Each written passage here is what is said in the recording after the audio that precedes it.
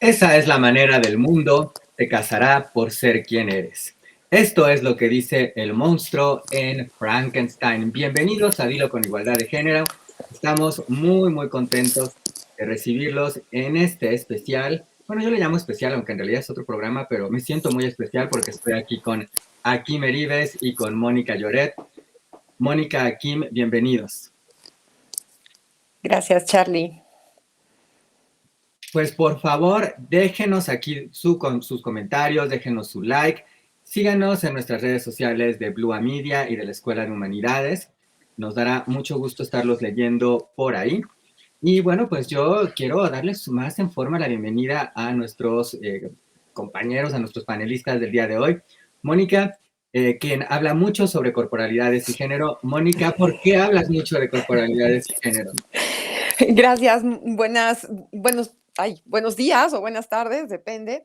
Bueno, estoy en un seminario donde también a veces coincido con Akim de Corporalidades y Género, seminario de un grupo de investigación del Tecnológico de Monterrey, de la Escuela de Humanidades del Tecnológico de Monterrey, y hablo mucho sobre corporalidades y género porque el cuerpo atraviesa muchas de las investigaciones en las que yo estoy, que tiene que ver con mujeres y acceso al agua, qué cuerpos, qué cuerpas tienen acceso al agua, en qué situación, qué pasa cuando tienes acceso al agua, etcétera.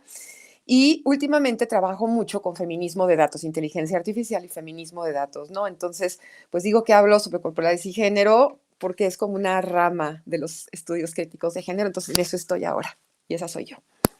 Muy bien, muchas gracias por estar con nosotros, Mónica. Akim Erives, quien es psicólogo, esta va a ser pregunta retórica, Akim, pero tú la puedes contestar como quieras. ¿Cuál es el diagnóstico para Frankenstein? Yo creo que, fíjate que hablando de diagnósticos, hay un todo tema, una discusión ahí detrás, pero si nos vamos así nada más como con la parte casi así como de cotorreo, pues yo creo que un severo trastorno narcisista. Ahí anda, ahí de juego, sí. Muy bien, muy bien. Bueno, pues mira, ya se irá elaborando más sobre esto. Y bueno, lo primero que yo quiero preguntarles, porque déjenme decirles que había mucho entusiasmo porque habláramos de Frankenstein, lo cual a mí me dio mucho gusto. Y justo la pregunta es, ¿por qué?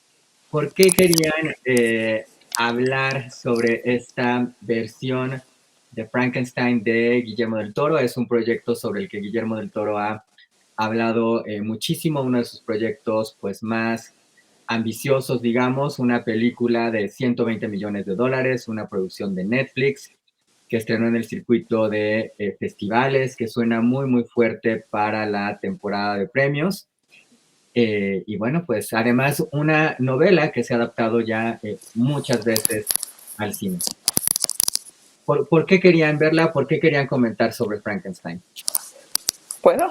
Adelante, Mónica, por favor. Justo esa es una gran pregunta, Charlie, porque un producto cultural y un personaje que Frankenstein está mal atribuido a la criatura, como lo veremos más adelante, sino a quien crea a la criatura. ¿Por qué este personaje que se ha vuelto parte de la cultura pop y que está representado en diferentes películas, obras de teatro, incluso dibujos animados, etcétera? ¿Por qué vuelve a ser relevante? Y creo que el hecho de que la haya dirigido y que sea una película de Guillermo del Toro habla mucho de por qué la tenemos que ver. Nosotros sabemos que Guillermo del Toro se ha posicionado dentro de la cinematografía como el creador de los monstruos, el que puede trabajar muy bien el estilo gótico, el que puede reinterpretar un texto y lo puede llevar y lo puede maximizar, el uso también de la estética, que en este caso es maravilloso. Y creo que el mismo hecho de que sea Guillermo del Toro quien lo traiga o quien la dirija y quien la reescriba, creo que es muy importante. Y por otro lado, creo que podemos hacer este análisis porque por primera vez, o no por primera vez, pero digamos que en épocas recientes, podemos hacer esta crítica acerca de qué pasa cuando la tecnología nos rebasa o qué pasa cuando ponemos todas nuestras aspiraciones o nuestra fe en la tecnología, ¿no? Entonces creo que por eso es importante traer Frankenstein a este momento y buscar cómo hacemos una crítica hacia la tecnología, en este caso hacia la inteligencia artificial, hacia la tecnología de guerra posiblemente, ir a entender quién es realmente el monstruo, qué implica como humanidad querer trascender a la naturaleza o querer sustituir a la naturaleza, que aquí en la película es más como querer trascender a Dios, ¿no? Pero pues a mí me gusta más decir que a la naturaleza. A mí me gustaría más adelante hablar de Dios como una deidad patriarcal y lo que esto implica. Entonces, por eso creo que es muy importante esta película en este momento. Resumo por Guillermo del Toro y por la crítica que se puede hacer a la fe ciega en la tecnología. Akin, ¿por qué querías ver Frankenstein? Bueno, pues coincido con varias cosas las que mencionó Mónica.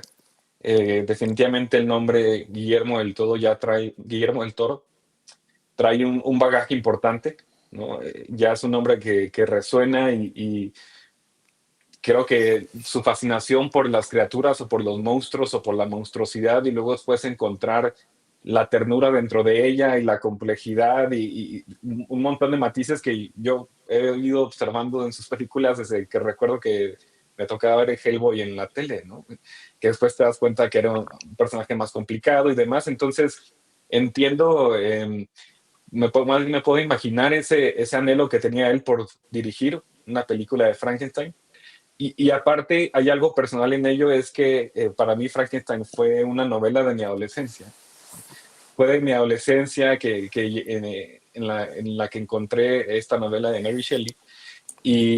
Pues yo creo que es muy adolescente en el sentido de la rebelión ante la autoridad o a lo que se me impone o querer trascender. O sea, de hecho, la pienso como una novela adolescente y en el sentido no peyorativo, sino en el sentido que es profundamente pasional. ¿No?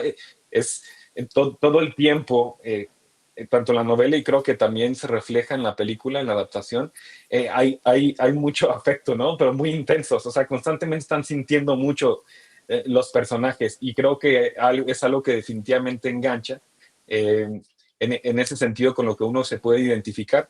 Entonces yo tenía, juntando mi recuerdo de haber leído Frankenstein, que yo creo que es de mis novelas favoritas, yo creo que la que más he leído en mi vida, y luego de saber que la iba a dirigir Guillermo del Toro, pues era definitivamente un producto muy esperado. Que además el propio Guillermo del Toro refiere, ¿no? Que es una novela que leyó a los 11 años y que desde aquel entonces él dijo, bueno, yo tengo que contar esta historia, ¿no? Es uno de sus proyectos pues más acariciados. Y creo que como de alguna manera ya nos había mostrado una de sus películas recientes fue Pinocho, y siempre con estas películas que tienen ya varias versiones hay como esta inquietud de, pues me la van a contar otra vez, ¿no? ¿Qué hay de nuevo? Y creo que parte de pues lo que de nueva cuenta demuestra Guillermo está en esta interpretación que él tiene y que entonces nos permite visitar de nuevo esta obra, pero bajo otra óptica y poniendo otras cuestiones en la mesa. Mónica, tú querías platicarnos también sobre la novela. Claro, al igual que a Kim, yo la novela la leí más joven, ¿no? No fue una novela que se asignara dentro de la secundaria, porque no era normal leer novelas o leer textos escritos por mujeres. Y eso es importante y lo quiero retomar porque la autora, Mary Shelley, que es hija de Mary Wollstonecraft, que es la autora de La Vindicación de los Derechos de la Mujer, mujeres inglesas, ¿no? Es importante porque lo escribe, y lo escribe muy, muy joven, hace 2 siglos. Estamos hablando de que el primer texto fue por ahí en 1819, pero el texto que conocemos o el texto ampliado, que es mucho más oscuro de esta adaptación de Del Toro, ¿no? Se escribe por ahí de 1830. Entonces estamos hablando de un texto de hace 2 siglos que sigue sin perder este interés por leerlo. Yo le preguntaba a mis estudiantes si sabían quién había escrito la novela y cuál había sido la historia de la autora. Y me llamó la atención que sí, ya la mayoría sabían, ¿no? Pero cuando yo le pregunto a mis contemporáneos si ahora ya lo saben, gracias a Guillermo del Toro, pero no sabían que esta novela la escribió una mujer, el contexto específico de esta mujer y por qué la escribió y de quién era hija, ¿no? Que la escribió muy, muy joven y que se le reconoce ahora como la primera novela de ciencia ficción, pero que por muchísimo tiempo no se le dio ese reconocimiento porque había sido escrita por una mujer. Vamos, esta historia la conocemos y sabemos que el que un producto, incluso un producto no nada más cultural, un producto tecnológico, un producto científico, haya sido creado o haya sido investigado por una mujer, pues de pronto hay ciertos poderes pues que la silencian o que no lo consideran importante. Entonces, tenemos que partir desde el punto que ella era una mujer muy joven cuando la escribió, que la novela es muy oscura, que el nombre original es Frankenstein o el moderno Prometeo, ¿no? Es decir, esa parte a la que sí hace mención del Toro en algún momento en la película. Es una novela mucho más oscura, mucho, mucho más oscura, que fue escrita por ella. Sí, por ahí se cuela que tuvo alguna ayuda de ciertas personas para la redacción, etcétera, porque pues nunca es imposible decir que las mujeres creamos solas, ¿no? O que creamos por el hecho de ser mujeres. Y que por lo menos en la versión de Shelley no, no está tan presente esta relación entre la creación entre padre, ¿no? Que sí es una relación tortuosa y es una relación importante que tenemos que discutir entre el mismo doctor Víctor Frankenstein y su padre, ¿no? Donde Víctor Frankenstein en la novela habla de ser un niño privilegiado, un niño cuidado, etcétera. Pero luego la relación que tiene este padre, este Dios, Víctor Frankenstein, con la criatura, ¿no? Entonces, por eso creo que es muy importante hablar de la autora y del momento histórico, ¿no? En el que ella escribió. Claro, era una mujer blanca, era una mujer inglesa, era una mujer pues, que venía de un contexto en donde se hablaba de política, en donde se hablaba de ciencia, pero bueno, eso quería yo dejar acá, quería traer el nombre de la autora y que todos y todas conozcamos que este fue un libro escrito por una mujer en un contexto en el que las mujeres sí escribían o sí escribíamos, pues, pero su trabajo o nuestro trabajo fue invisibilizado o fue minimizado, ¿no? Y que ahora es la base de esta tan importante reflexión que podemos hacer a partir de esta interpretación de Del Toro. De acuerdo. Esta adaptación que nos presenta Guillermo del Toro está contada, digamos que en tres partes. En la primera tiene un prólogo donde nos presenta a Víctor Frankenstein llegando a un barco en el Polo Norte. Está siendo perseguido por el monstruo. Y la parte uno, pues viene justamente de Frankenstein contándonos su historia, ¿no? Desde su infancia hasta la creación del monstruo y luego la intención de destruir a ese monstruo, ¿no? Siendo un episodio muy importante la pérdida de su madre y bueno, pues justamente de ahí viene esta necesidad de pues retar a la muerte quizás, ¿no? Y la parte 2 es la misma historia, pero contada desde la perspectiva del monstruo, ¿no? Y eso es como el planteamiento que nos presenta Guillermo del Toro, que de alguna manera se genera un diálogo entre estas dos versiones, ¿no? Que ya Mónica iba comentando un poco en relación a pues las perspectivas o este diálogo entre este padre y este hijo o este creador y su creación. Y creo que valdría la pena, Mónica ya lo estaba mencionando también un poco, ¿qué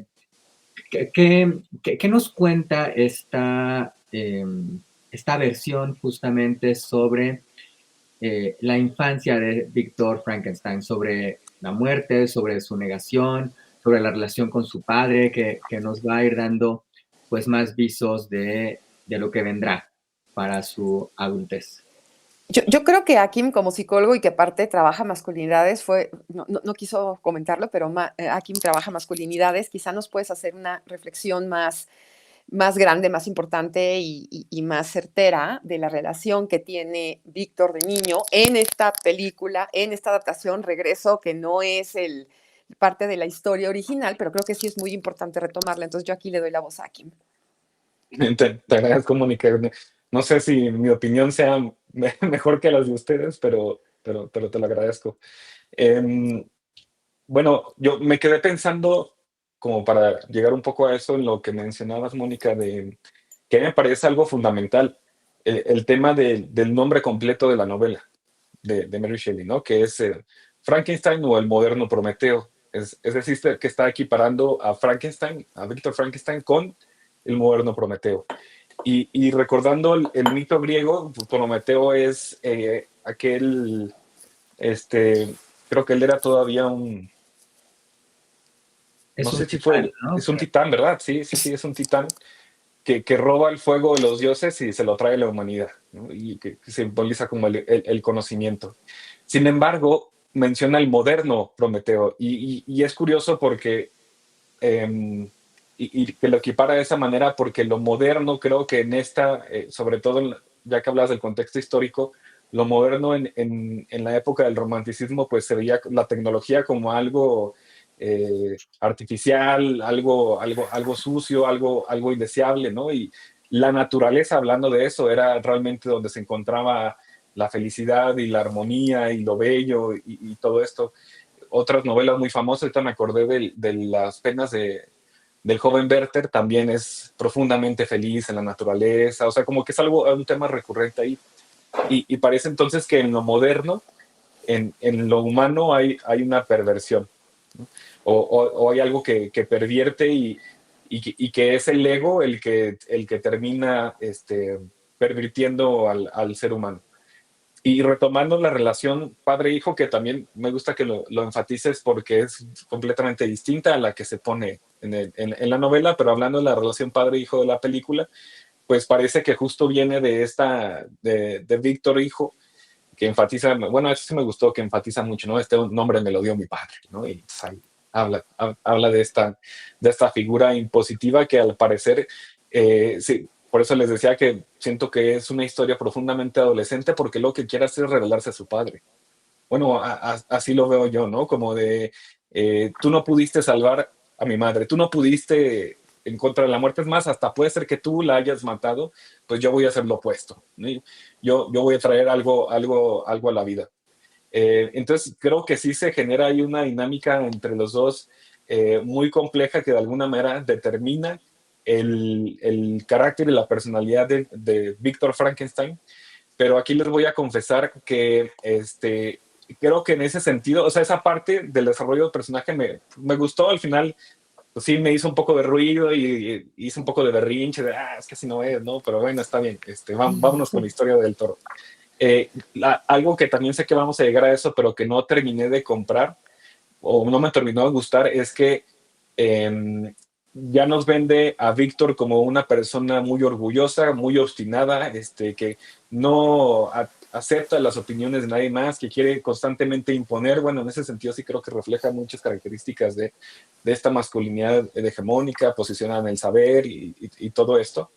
Lo que a mí no me gustó, y ahí me voy a adelantar un poco al final, es que no sentí este desarrollo de personaje, de transformación de eso, a cuando ya dice, bueno, eres mi hijo, ¿no? Y le empieza a decir hijo a la creación y dije, ¿en qué momento transicionó de su masculinidad cimentada ahí a poder reconocerlo como hijo, ¿no? Esa parte no la vi, que creo que Shelley sí la desarrolla muy bien en su novela, o sea, es magnífica la forma en que lo hace.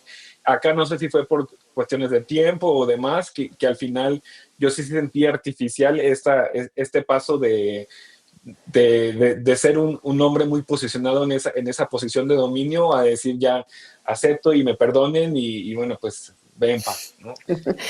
Sí. Y es que ahí está muy presente el perdón al final, cosa que tampoco está en la novela de Shelley, ¿no? Entonces, Sí, ahora que sí. lleguemos para allá hablamos o hablaremos del perdón. Pero fíjate, regresando, creo que aquí del Toro, yo no sé si lo hace conscientemente, pero justo trata de hacerle un guiño a Mary Shelley en el hecho de que en esta adaptación, Víctor es un chico con un padre sumamente estricto que no lo ama o que parece que no lo ama, ¿no?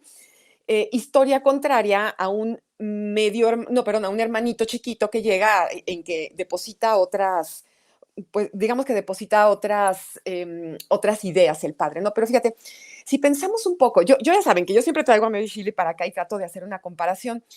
Mary Shelley también pierde a su madre cuando está muy chiquita. Y regresando a este punto, Akim, en el que dices que había una confianza ciega en que la ciencia empezaba a cobrar, estamos hablando de revolución industrial en desarrollo, ¿no?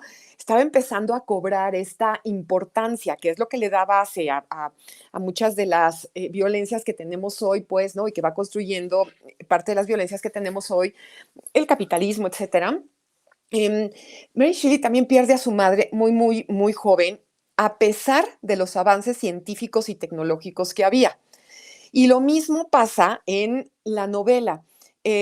Víctor le reclama a su padre que a pesar de que es un médico el mejor cirujano que hay en ese momento, aparentemente en el mundo, tomando en cuenta que Reino Unido o Europa se consideraba como el mundo, ¿no?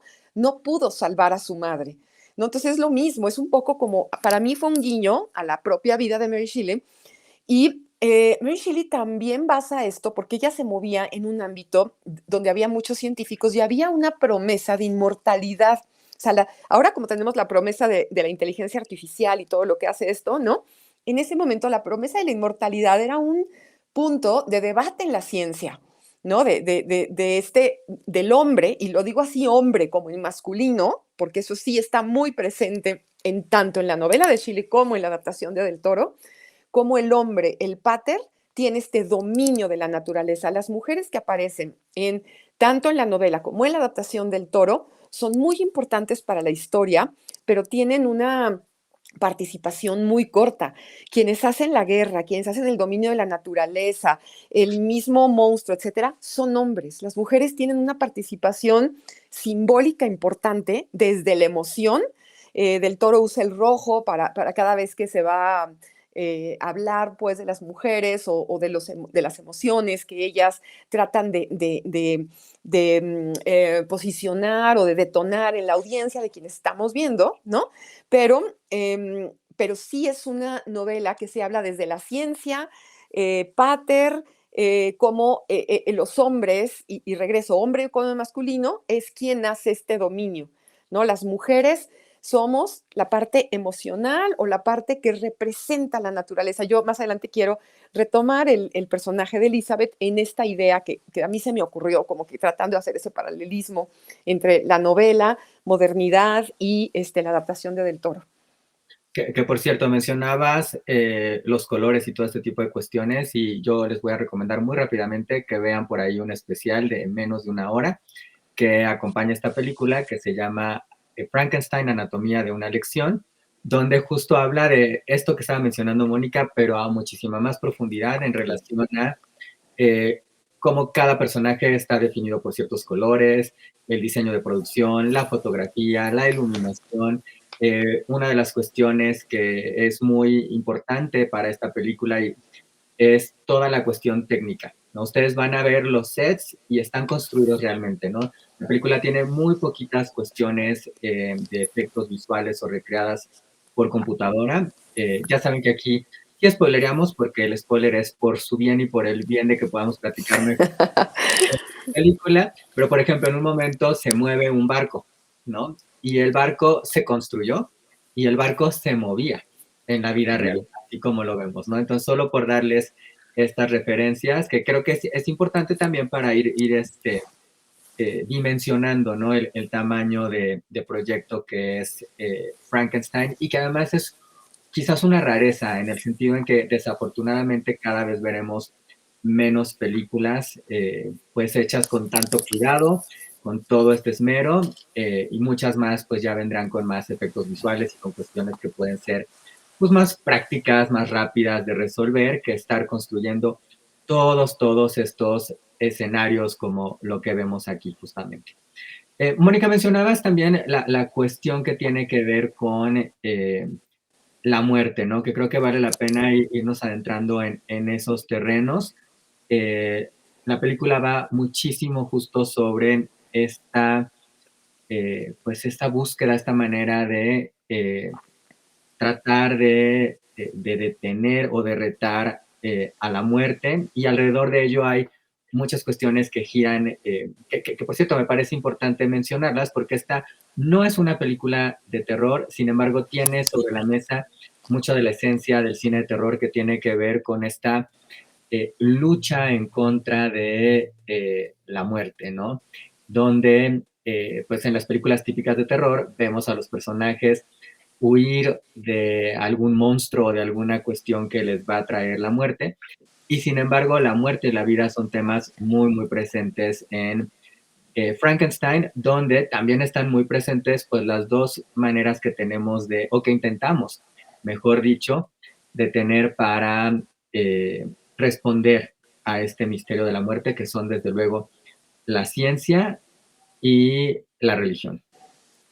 Claro.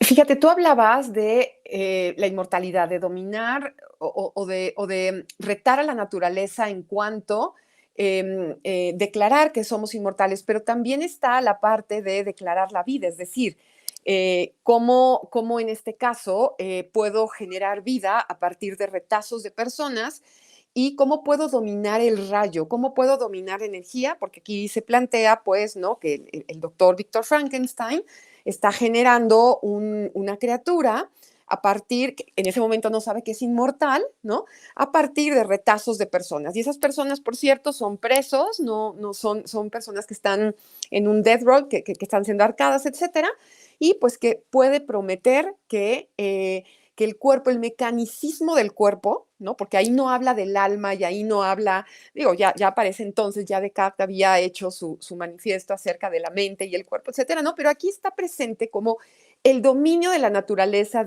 con retazos de órganos y de cuerpo, de otros cuerpos, y con una fuente importante de energía, yo puedo crear o puedo volver a dar vida. Aquí no está involucrada el alma, aquí no está involucrado lo que nos hace humanos, la moral, el desarrollo del pensamiento, es simplemente yo voy a hacer por eso es una criatura, que luego es un monstruo, ¿no?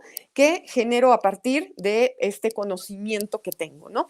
Como una idea yo no sé si en ese momento era como, esto puede servir para algo, que luego más adelante vemos que sí, pero puede servir como este dominio de solo la naturaleza puede crear vida y puede terminar con la vida. Y aquí el doctor Frankenstein dice, no, yo tengo el conocimiento para crear vida y pues también para terminar con ella. No es algo que haga la naturaleza, ni el cuerpo de las mujeres o los cuerpos gestantes. Que además ahí, para conectar con lo que mencionábamos hace un ratito, pues va perfectamente relacionado con el moderno Prometeo, ¿no? Porque al final Prometeo le entrega a los hombres el El fuego fuego. Uh-huh. y es castigado por Zeus a causa de ello, ¿no? Y el castigo es que va a estar atado a una piedra y entonces todos los días llegará un ave que le va a comer el hígado, si recuerdo bien, y entonces Sí. Víctor Frankenstein pues justamente crea este monstruo, reta, digamos, a la naturaleza o a Dios o a quien ustedes lo quieran ver, y pues tiene su Uf. creación justamente, y la creación se convierte de alguna manera en algo que lo persigue, ¿no? Que lo atormenta. Esta fotografía que están poniendo ahora, en donde Víctor Frankenstein ve a su creación expuesta como vemos a Jesucristo en las iglesias, como la historia de la crucifixión, y atrás la gorgona, también creo que es bien interesante en medida del simbolismo que representa, ¿no?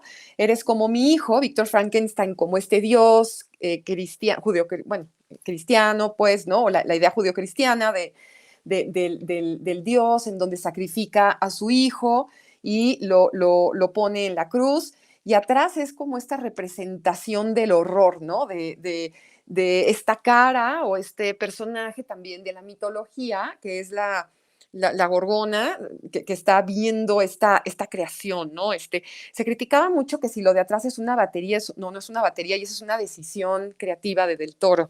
¿Cómo ves aquí, Mesto? Lo de la batería.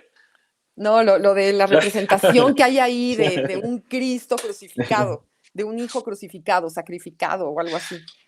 Sí, y yo fíjate que yo estaba pensando en lo que mencionaba sobre pensar que se puede crear vida a partir de la técnica. Y la técnica y la razón, otra vez, como valores profundamente patriarcales, ¿no? También Ujú. en ese sentido, el dominio de las cosas. Y también estoy de acuerdo con lo que me comentaba Carlos sobre la parte del Prometeo, porque creo que al final esa era la promesa de la modernidad, ¿no? La muerte es un detalle técnico. No es que algo en mí murió, es que falló el corazón. O no es que el hígado tuvo algo, ¿no? Entonces, si es un detalle técnico y tenemos una fe ciega en la ciencia, entonces esto se puede arreglar. Pero ahí yo preguntaría entonces cuál es el pensamiento mágico, ¿no? ¿Cuál es el pensamiento religioso? Si uno o el otro, porque esta fe ciega lo que nos lleva, luego creo que aquí es, este, a, parece que lo que se encuentran, porque se me hace muy fuerte lo que dicen, en la búsqueda de crear la vida, eh, lo que hice fue, no me acuerdo cómo lo hice exactamente, pero como de crear muerte. ¿Sí? Y parece que entonces sí había algo esencial, o por lo menos ahí se ve, de lo que significaba morir, y no es simplemente un detalle técnico, sino parece que es algo como que trasciende y que incluso es propio de la condición de lo que llamaríamos humano. Pero de lo que hablábamos también de crear vida, es curioso porque entonces desde esta visión, de nuevo como paternalista, completamente basada en la técnica, entonces simplemente conecto unos cables y ya hago vida, ¿no? Pero toda la parte afectiva, toda la parte del cuidado, toda la parte que involucra el gestar otro tipo de cosas, está ausente. Y a mí sí me gustó mucho ese juego. De hecho, una de mis partes favoritas, ahora que lo pienso, fue cuando recién nace o lo crea, ¿no? Entonces, y tienen todos estos, lo empieza a espejear, y esta frase que le dice ahí Elizabeth pues solo repite tu nombre porque tal vez tu nombre significa todo para él en este momento, ¿no? Me parece que ejemplifica muy bien cómo, muestra muy bien cómo es el desarrollo de la mente, porque también ahí se está pensando solo en el cuerpo y no se piensa que también hay un psiquismo, una afectividad, una emocionalidad que también crecen, que sí están puestas y que son parte del cuerpo, pero bueno, como bien dijiste, aquí ya había llegado Descartes a hacer su relajo y a decir, no, no, no, no, son cosas aparte, ¿no? Y que ahora que también que lo pienso, el doctor Frankenstein, pues lo niega a partir de que no es inteligente. Y él lo que quería era inteligencia, ¿no? No quería, era poder crear lo que él considera algo valioso, que es la inteligencia. Y aquí el personaje de Elizabeth, pues parece que mira otras cosas, ¿no? Esa parte me gustó, donde como que empieza a hacer lo que él hace, todo, eso es lo que hace un bebé. Y a mí me impresionó verlo ahí. Creo que el Toro lo puso muy bien en cómo hubo tanta negligencia en las necesidades emocionales y afectivas que tenía la creación.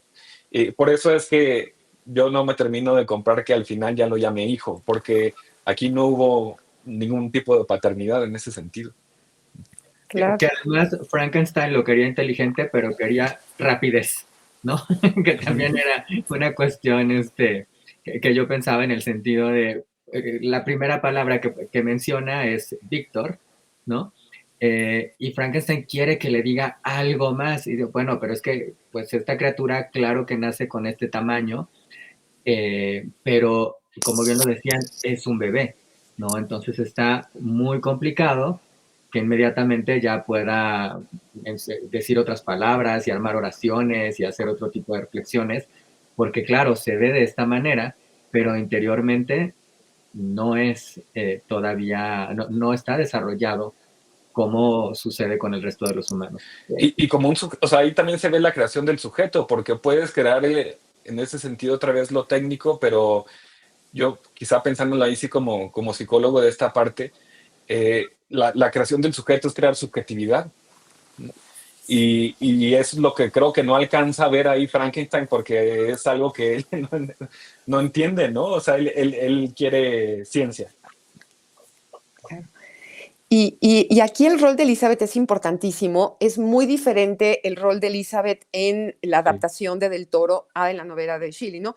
La novela de Shelley, el personaje Elizabeth existe, pero como la prometida de Frankenstein. Y bueno, aquí el spoiler es que la criatura mata a Elizabeth porque la criatura escapa, ¿no? La criatura la esconden y la criatura en algún momento escapa. Esta escena de la torre que vemos que se cae, etcétera, que Víctor Frankenstein quiere acabar con su creación, esto pasa mucho más adelante en la novela porque la criatura escapa y empieza a socializar con otras, con personas pues del entorno, casi todo está situado en lugares rurales, ¿no? Entonces siempre que la criatura tiene una interacción con algún humano, a pesar de que llega con toda este amor, bondad, etcétera, aprende de la violencia y aprende a ser violento y a responder a esa violencia, ¿no? Aquí también podemos hablar de quién es el monstruo, que tú querías hablarlo, Charlie. Ahorita si quieres lo retomamos. Yo quiero Sí, regresar al creo que personaje. vale, Sí. ahorita llegamos a ello. Déjame hacer aquí una acotación muy Sí. rápida también, pero me hiciste pensar en estas reacciones de la gente en relación al monstruo, porque el monstruo, así se ve, vaya, el monstruo no tiene un nombre, es el monstruo, La es criatura. monstruoso, ¿no? Y una de las escenas más famosas de la versión anterior, más famosa, valga la redundancia, de Frankenstein es la de 1931, que pueden encontrar por ahí en Prime Video, dura 70 minutitos. A lo mejor hoy les puede parecer un poquito de humor involuntario, pero esa versión tiene a Frankenstein jugando con una niña y una escena que fue muy comentada, muy censurada, es Frankenstein llega con la niña lo recibe bien porque pues para la niña no hay estos prejuicios, empiezan a jugar y en el jugar Frankenstein avienta a esta niña a un lago y la niña se ahoga, ¿no? Y entonces, claro que hay esta cuestión de es el asesino de la niña, pero no, porque esa no era su intención, ¿no? Su intención era en este juego. Perdón, solo quería acotar como Sí. esto que me parece conectaba con esto. Sí, no, es que cada vez que tiene una interacción con humanos, algo sucede que va determinando por qué se comporta con esa violencia y por qué se comporta con ese resentimiento. El personaje de Elizabeth es importante en la adaptación del Toro porque muestra esta parte que nos hace humanos, muestra esta parte de empatía, de acercamiento, de reconocimiento, ¿no? Ahora, yo por supuesto lo veo desde estudios críticos de género y pues tuvieron que poner una mujer para que representara esta parte emocional, ¿no? Que es como una de las características que se nos designa a las mujeres por el simple hecho de ser mujeres y no, lo que pasa es que hemos sido socializadas pues, ¿no? Para escuchar y para otras, pues para esos comportamientos, mientras que el raciocinio, la razón y la violencia se asigna a los hombres, ¿no? Y esto en un sistema sumamente binario, no me juzguen, estoy hablando del sistema binario, pero aquí el personaje de Elizabeth justo representa esa naturaleza, esa bondad, ese acercamiento, ese entendimiento, y con ella la criatura es bondadosa o es diferente o su actuar es diferente. En la novela, Frankenstein le promete al monstruo desarrollarle una pareja o una mujer, pues una pareja para que se puedan retirar y para que puedan vivir juntos, ¿no? Porque al final somos seres gregarios.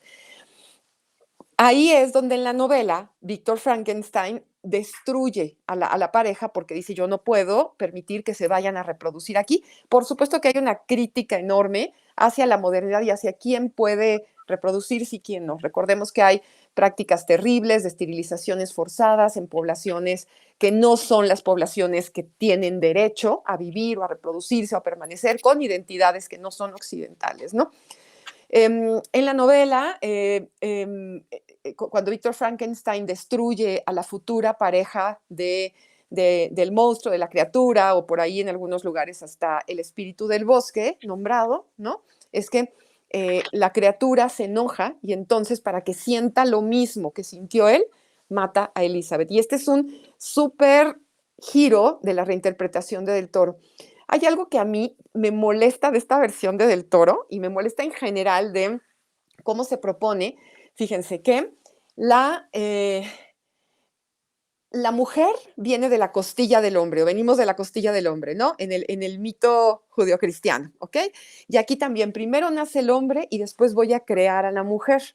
En la versión de Del Toro se habla un poco de esta creación, pero él la niega desde un principio antes de crearla. Y cómo cuando el doctor Frankenstein dice, no lo voy a hacer porque luego va a haber reproducción, otra vez parece que las mujeres solo estamos para reproducción, es decir, aquí no se habla o se asume pues que ese nuevo ser va a ser un match perfecto con la criatura y que van a vivir felices para siempre. ¿Cuándo? ¿Cómo? O sea, ¿qué tal que esa criatura no tiene un interés genuino por Frankenstein? O sea, ¿por qué se asume que las mujeres siempre tenemos que vivir bajo la protección y con una pareja pater? O sea, aquí esa reinterpretación de Del Toro, no sé si la quiero hacer como crítica, pero a mí no me gustó. Yo la leí y dije, va a ser una mujer y entonces esta mujer va a reproducirse porque lo determina el sistema con este hombre, ¿no? No va a tener autonomía. Eso lo vi yo así. Claro, pero ahí se asume, ¿no? Eso de está siendo creada para y entonces no hay otro camino, ¿no? Ujú. Justamente. Aunque lo que yo pensaría ahí, Mónica, es que, no sé, parece como que eso es lo que pensaría el doctor Víctor Frankenstein, ¿no? Que a mí sí se me haría como de la línea de lo que ese personaje pudiera decir Puede y le decir. pudiera preocupar, ¿no? Ujú. Pero es un pensamiento de la humanidad en general, ¿no? Es algo Sí, contra lo que luchamos y peleamos las mujeres. Es como una de las luchas básicas del feminismo. sí. Sí, Ujú. sí, pero está ahí como que am, lo estoy pensando también un poco como en esta eh, es un poco este determinismo, digamos, ¿no? Que viene también alrededor del propio Frankenstein y de la propia creación y de todo lo que está alrededor de estos personajes, ¿no? Quizás un poco. Y sabes que también pensando, o sea, como que siento que añadiendo a lo que menciona Mónica ahora que lo pienso, pues también en esta parte de los mandatos binarios, a la criatura se asume que es violenta, ¿no? Porque ya es hombre, ¿no? Entonces se le ve y va a ser violento. Entonces sí parece como que reproduce ahí, quién sabe qué intención tenía el toro o si solamente fue así o no, o lo pensó más allá, quién sabe, pero sí como que reproduce estos esencialismos. Y creo que, por ejemplo, ahí hablando del momento en que espejean a la criatura, a la creación, parece que justo como decían, la categoría de monstruo, pues es algo que se le coloca, ¿no? Es algo que él no tiene. Si alguna vez hubiera alguna ejemplificación de la tabula rasa, pareciera que pudiera ser esta, porque llega en blanco, y en ese sentido nuestra identidad es el espejo que tenemos con el otro, con los otros, y se le coloca, entonces ahí hablando de esto, ¿no? Se le coloca, tú eres un cuerpo así, entonces tú eres un monstruo, tú eres un cuerpo así, entonces tú reproduces, tú eres un cuerpo así. Parece que entonces somos un producto en ese sentido de lo que se espejean los demás, y por eso sí tiene mucho sentido em, el hecho de que si en todo el momento le están espejeando lo, lo deforme que se ve y lo violento que es y el miedo que hay que tenerle, porque lo primero que le hace, que eso de hecho fue las cosas más tristes que se me hicieron en la película, es cuando es creado, cuando nace y lo primero que lo hacen es encadenarlo. Sí. A mí me pareció, yo creo que eso fue la parte que más me conmovió, porque yo sentía eso, ¿no? Que estaba encadenando pues a un bebé. Y Y que eso, además, perdón, que además lanza la pregunta de quién es el monstruo, ¿no? Si Ya es, totalmente. llegamos a eso, sí. Pero todo eso viene de estos miedos que retomamos ahora con el cyborg, ¿no? Por ejemplo, el cyborg, y que también está atascada la ciencia ficción de hablar si los cyborgs generan evidencias. Por ejemplo, si hablamos de Blade Runner, si hablamos de incluso la ciencia ficción que exista o no exista en la Guerra de las Galaxias con los Stormtroopers, ¿no? Que son seres clonados, que están hechos para la guerra, pero que desarrollan emociones y desarrollan un pensamiento moral. Aquí la criatura, o sí, la criatura o el monstruo, mal llamado el monstruo, es creado, pero luego es encadenado. O sea, es decir, que esto no me supere. Ya te creé, pero luego tengo que encontrar cómo te limito, cómo tienes que responder a mi deseo. No puedo dejar que actúes bajo el libre albedrío, que eso es lo que te hace humano, ¿no? Y es lo mismo que nos pasa ahora con esta idea de creación de máquinas que puedan sustituirnos. Yo ayer estuve en un foro de inteligencia artificial y llamaba mi atención que había 2, 3 robots, pero había personas disfrazadas de robots. Yo sí dije, estoy en Disney, y la gente se tomaba las fotos con el que traía la botarga, ¿no? Pero lo que sí vi en este foro de inteligencia artificial del día de ayer fueron humanos digitales. Y eso me llamó severamente así la atención, ¿no? Y me sentí muy abrumada. Una mano digital es una inteligencia, es una inteligencia artificial generativa que tiene una imagen, es decir, es como si en vez de ChatGPT tú le metieras una instrucción y te diera el resultado, ahora tú le preguntas a un humano digital cómo encuentro información sobre la autora de Frankenstein, ¿no? Y entonces ahora te lo habla. Y entonces, cuando yo veía en mi pantalla, no en tercera dimensión, un humano que se parecía a mí y que cuando yo pregunté, ¿y cuál es el reto de esta generación de humanos digitales? Me dijo que respondan, humanize the artificial intelligence. Yo dije, ¿de qué estamos hablando? ¿No? Y como sabía que veníamos a este programa, dije, a lo mejor puedo hacer un puente entre lo que yo vi ayer, que espero que logre hacerlo, ¿no? Con esto de, yo necesito crear esto que se parece al humano, pero necesito controlarlo porque al final es una herramienta, ¿no? No es más allá de ello, que por cierto, en la película hay un multimillonario que es quien financia las investigaciones de Víctor Frankenstein porque tiene sífilis y sabe que va a morir y entonces toda esta creación de Frankenstein la quiere para poder trascender a su enfermedad, ¿no? Entonces ahí también hay un hombre que está buscando un interés económico y personal en una creación tecnológica o en una creación científica.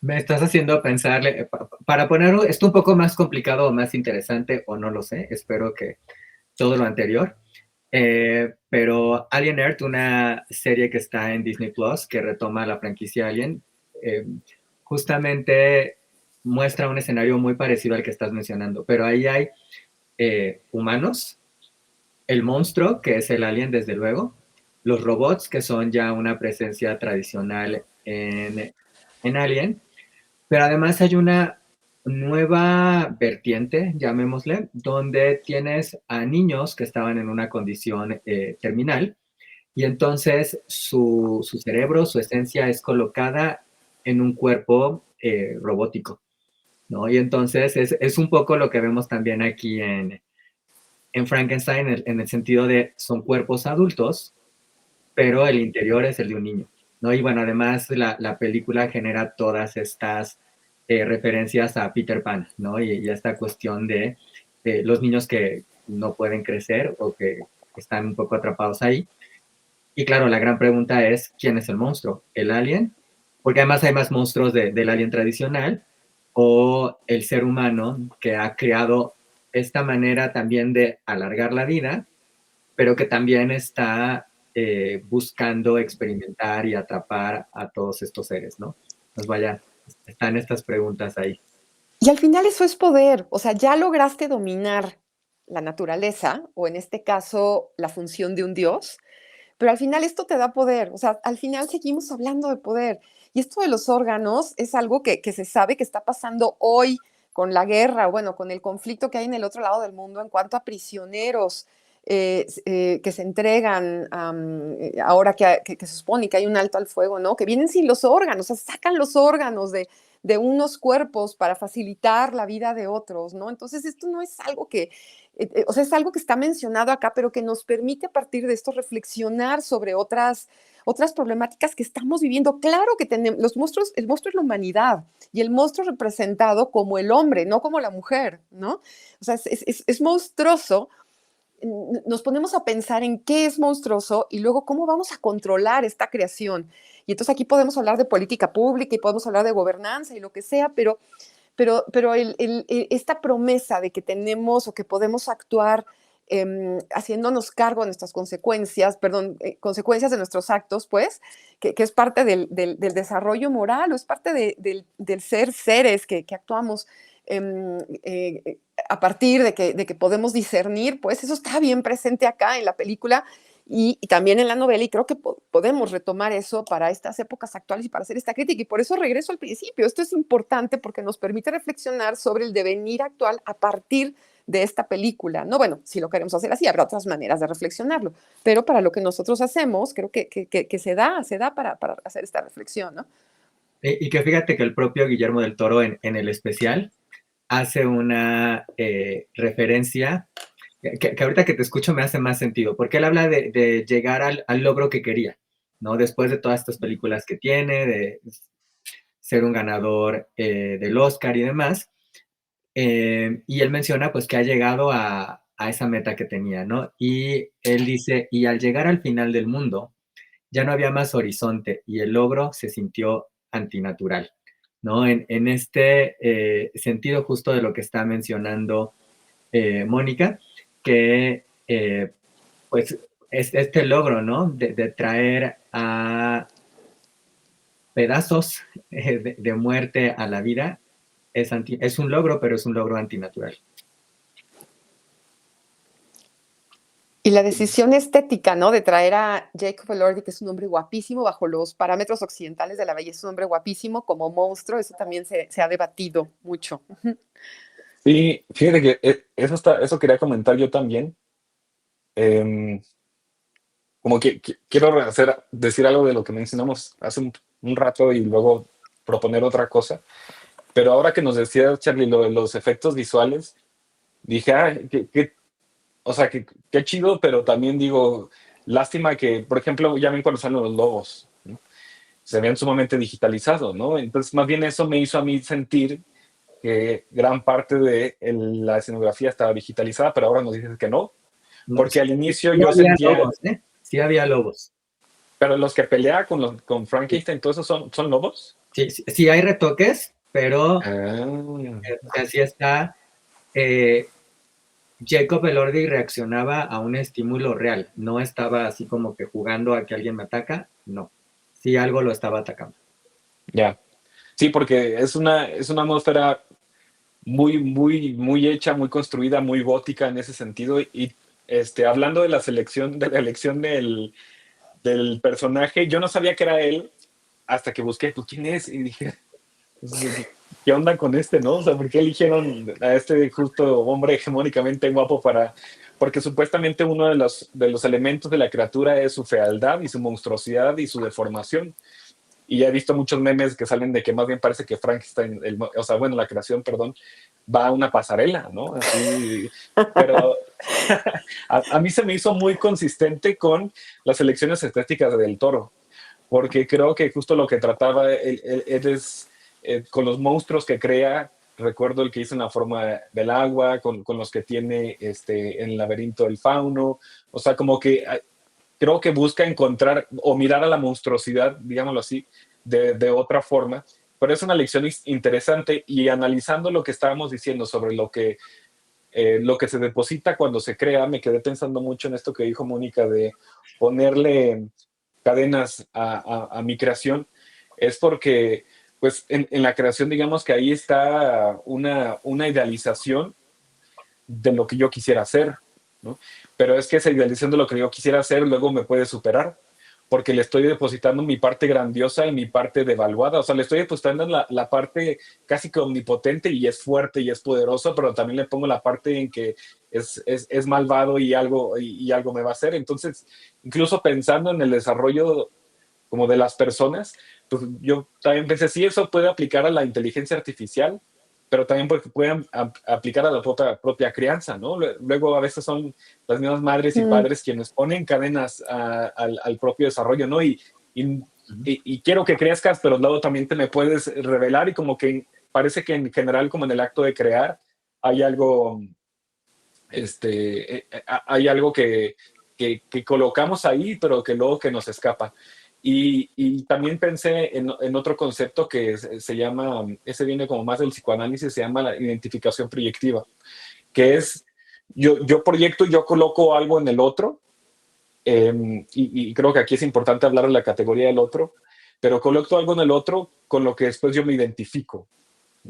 Y aquí lo que hace es, creo que el doctor Frankenstein es, en ti coloco la inmortalidad para yo sentirme inmortal, en ti coloco la fuerza, en ti coloco todo esto, pero también en ti coloco cosas que no veo en mí y en ti coloco lo monstruoso.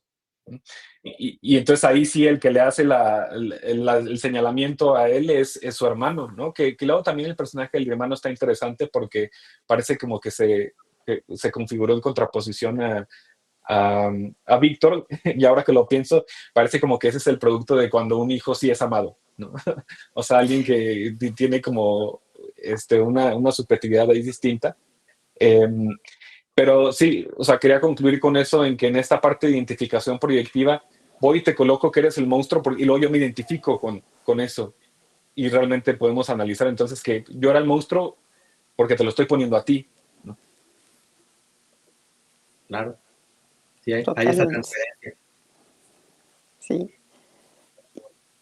Sí. Oye, rápidamente para quizás darles un poco más de Ujú. dimensión de Jacob Elordi, que bueno, dato curioso, Jacob Elordi no iba a ser Frankenstein, el Frankenstein original era Andrew Garfield, pero Hey. Andrew Garfield no puede hacer la película por problemas de agenda. Se acordarán que hace un par de años hubo esta huelga de actores y bueno, pues cuando retoman, Andrew Garfield tenía otros compromisos y seguro pues otro de los compromisos que había firmado antes lo alejó de esta película.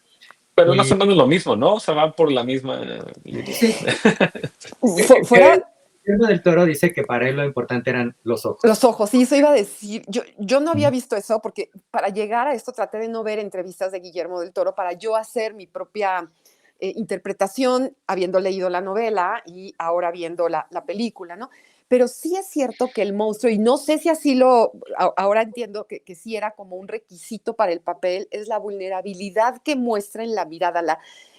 Y aquí lo estamos viendo en este póster que está acompañando lo que estoy diciendo, es esta mirada que habla de tristeza, que habla de vulnerabilidad, que habla de no encontrar para qué soy o no encontrar quién soy o para qué soy, ¿no? Ya me estoy metiendo en campos de Akin, pero me parece un poco ahí que la mirada era muy, muy importante.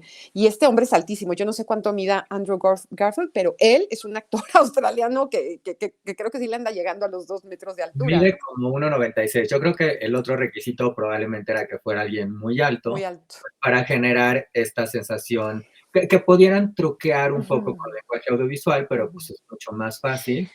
Y claro, solo por Y, darles más referencias, a Jacob Elordi lo vimos al principio en el stand de Los Besos, que era una comedia romántica. Ok. Luego en esta serie muy polémica de HBO Max. Y de ahí lo en hemos visto Salborn también. en Saltburn, exacto, es una de las más Ujú, recientes, y en Priscilla, una película en la ujú. cual interpreta a Elvis. Elvis. Ya. Que, oigan, perdón, Mónica. No, no, no, es que en Este, en la novela sí se habla ujú. de un monstruo más alto, con una estatura casi del doble de la 2,44 estatura. medía, lo vi el otro día. dos Ujú, metros 44. Y, y que era la intencional era que si está a mayor escala, pues entonces puedo manipularlo más fácilmente, ¿no? Pero ujú. oye, Charles, ¿crees que puedas poner la otra imagen que tenías donde aparece la criatura?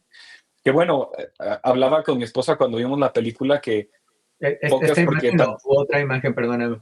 no, la anterior, la La donde anterior aparece con el resto de los personajes. en medio y aparecen los, Otros Víctor, los personajes. otros, ajá, Listo, claro que sí. esa, sí. Que hablaba con mi esposa cuando vimos la película que eh, pocas cosas se me hacen tan violentas como no nombrar algo. El no nombrar algo yo creo que la negación del reconocimiento. O sea, desde la cuestión ética no existes, ¿no? No existes y por lo tanto te vuelves un significante que solamente responde y refleja lo que yo le coloco. Y ahora que decían lo de la mirada, es interesante porque ese espejeo pues se da mucho a partir de la mirada. A mí en general, desde que leí la novela y me sucedió otra vez en la adaptación de Del Toro, yo cuando veo a la criatura, yo siento tristeza. Eso siento. Ese es el afecto que predomina en mí. Lo Pero, por quieres ejemplo, aquí en la imagen, sí, de verdad sí, ¿no? Pero aquí en la imagen vemos 4 personas, ¿no? Con nombres, con personalidades en ese sentido. Ya tiene una máscara, tiene una personalidad. Y ya lo veo como un significante vacío, ¿no? Como cada quien ve a la criatura, uno ve a un monstruo, otro ve a alguien a la que le despierta empatía, otro ve una promesa de inmortalidad, el otro ve, quién sabe qué verá el hermano, porque tampoco se desarrolla mucho ese personaje. Pero creo que a lo mejor es algo interesante de la historia en general de Frankenstein, es que es un significante vacío, no tiene nombre, incluso medio nos peleamos para ver cómo lo nombramos. A veces decimos monstruo, a veces decimos criatura, a veces decimos creación, a veces decimos, ¿no? Y más bien creo que ahí está como también lo interesante del juego psicológico, es que parece que lo que vemos es a partir de lo que nosotros le ponemos a eso y al final eso tiene que ver como con una, creo que con una violencia muy fuerte, ¿no? Porque lo que lucha la criatura es con encontrar su propio lugar en el mundo. Que, dicho sea de paso, también no me gustó el final de la película. Sí, no me gustó, aparte de que no le creí nada al señor ese que era un violento que ya entonces ahora sí, hijo. Aparte, creo que termina con un aire de esperanza, ¿no? Pero esperanza depositada en entonces a lo mejor me imagino que Del Toro quería que nos imagináramos a la criatura vagando por ahí, apareciendo después. Sí, o sea, a lo mejor en la idea del Toro me lo puedo imaginar, pero revisité nada más el final de la novela hace muchos años que la leí. Me hubiera gustado la leída completa antes de grabar esto, pero lo que termina es con la ilusión de la criatura, dice, no pude ni siquiera lograr reconciliarme con mi creador, entonces no merezco vivir. Y se va a lo más, quiere irse a lo más recóndito del Polo Norte a incinerarse, ¿no? A morir. Entonces, ya nomás para cerrar esta parte, creo que quizá ahí lo que hubiera, pues no sé si sanado, pero dado o resignificado es haberle puesto un nombre, pero ni eso le pudo dar. No le pudo dar ni un nombre, le puso monstruo. Eh, Adelante, Mónica, adelante. No, pero fíjate que al final la cultura pop nombró al monstruo como Frankenstein. O sea, Sí, en el imaginario colectivo, Frankenstein es la criatura y no el doctor. Digo, ahora ya sabemos o se sabe que no, pero es algo que logró, logró esta figura de la cultura, ¿no? es que Colectiva, creo no que sé. porque está vacío, o sea, pensándolo así, creo que porque Sí, no está tiene así. algo, ¿no? Entonces Ujú. ahí va uno y le coloca. Es que Sí, hubiera de sido acuerdo. un buen cambio, digo, no pasa, pero escuchando aquí me hizo pensar en lo que no se nombra no existe, ¿no? Y aquí justamente toda esta cuestión va alrededor de, por eso es el monstruo, pero la creación, pero ¿cómo le llamamos? Porque realmente no tiene vaya, monstruo no es un nombre como tal, es más un calificativo, ¿no? Incluso en otros dilos con igualdad de género, ahora mismo pensaba en Ellas Hablan, donde se habla de un abuso, ¿no? Que claro, no es una persona, pero es algo que sucede, ¿no? Y va a este punto de aquello que no se nombra no existe. Por eso es importante, por eso son importantes Nómbralo. los nombres y por eso es importante decir las cosas, ¿no? No quiero decir mucho más porque ya aquí me estaba también mencionando un poco el final, o no sé si sí decirlo un poco, igual y ya ustedes lo interpretarán, porque Del Toro hace referencia al final y menciona otras dos de sus películas, Cronos y Pinocho.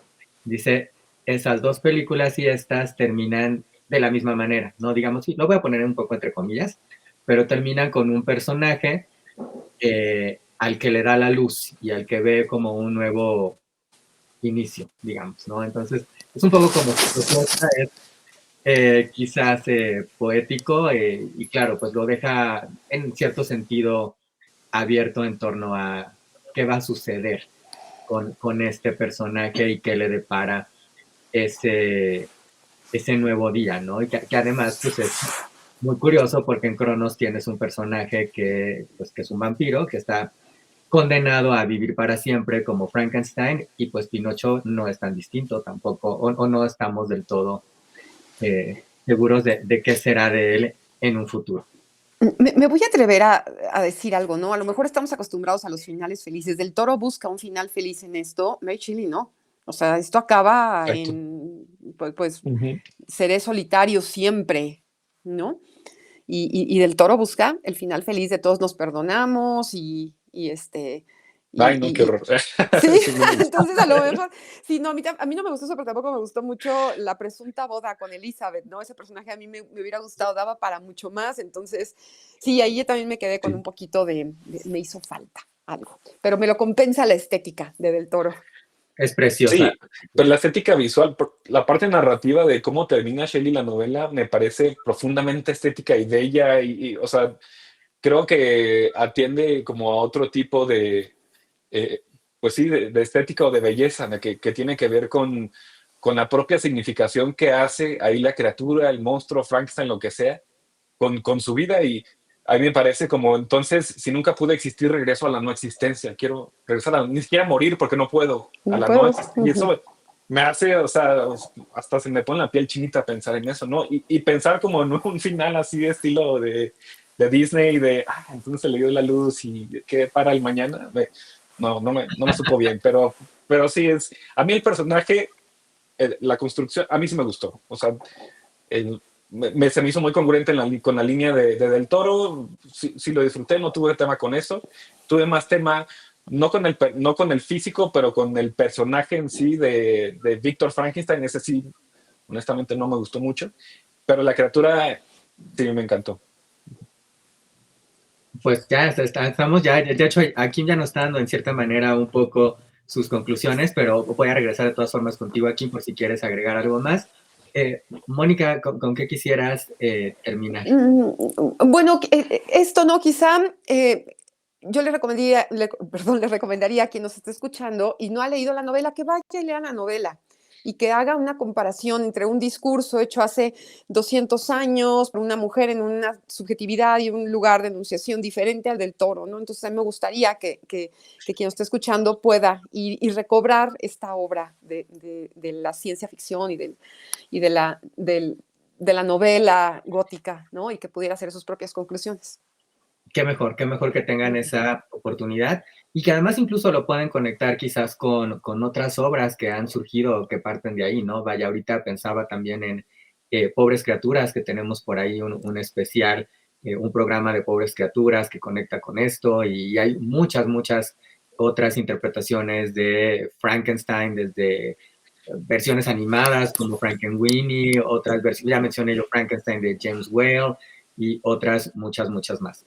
Aquí, ¿algo más que quieras agregar?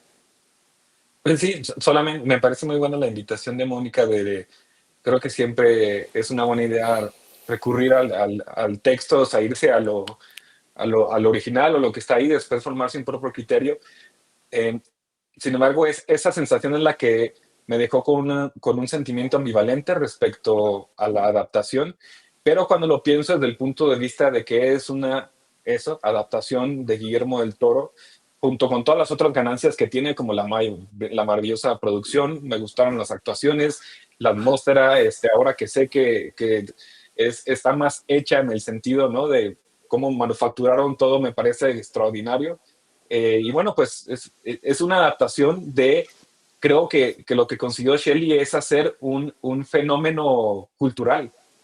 Eso es un fenómeno cultural y lo que podemos hacer es dar nuestras interpretaciones al respecto, pero no creo que sea la última palabra, ¿no? Porque no la hay. O sea, es algo tan trascendente que creo que conecta con tantas cosas que seguramente iremos viendo pues más. Y esto es lo que Del Toro nos dio. Aquí, por favor, compártenos tus redes. Yo sé que tú creas contenido por ahí, que te podemos seguir en Instagram. Ya no he podido. Sí, Pero pronto, pero quizás pronto. Ustedes están sí, inscritos, pronto. para que les llegue ahí algo nuevo. Aquí me vives en Instagram o en TikTok, en cualquiera de los dos, o en Facebook también aparezco. Súper, muchas gracias, Akim. Y bueno, Mónica, yo sé que tú quieres recomendar las redes de la Escuela de Humanidades y Educación. Sí, yo ahí es donde me encuentran en ADN Creativo, en propios proyectos de feminismo de datos, en pues hilo con igualdad de género, y ahí me encuentran. Muchas gracias, Mónica. Yo los espero también aquí en Blue Media, desde luego, y como Carlos A. Mendiola o Carlos Andrés Mendiola en Instagram, TikTok y aquí también en YouTube. Y bueno, ¿qué les parece si nos vamos por ahí con una frasecita que pues son estas palabras que le da justamente Frankenstein? No sé, a lo mejor aquí me va a reclamar si termino con esta frase, pero creo que es importante hacerlo. Frankenstein le dice a su creación, si la muerte es imposible, porque además esta versión de Frankenstein no puede morir, Ten esto en cuenta, hijo mío. Mientras permanezcas vivo, ¿qué más puedes hacer sino vivir? Vive. Esas son las últimas palabras de este padre, de este creador, a su creación. Y bueno, pues muchas gracias por acompañarnos. Nos vemos en un próximo Dilo con Igualdad de Género. Hasta pronto. Gracias.